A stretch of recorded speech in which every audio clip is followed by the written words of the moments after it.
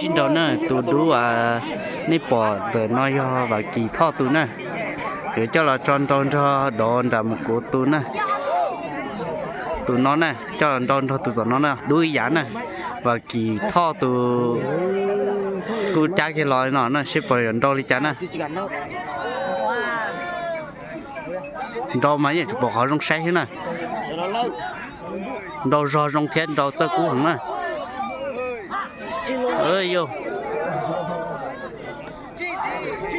ơi vô trong kiên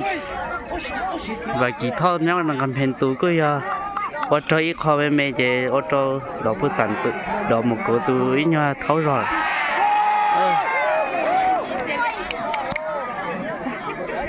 và chỉ thọ tù cái dân trên nó này cứ rồi dân yêu nhỉ sắp lại đi tụi nó cứ chơi kho men cây hết chị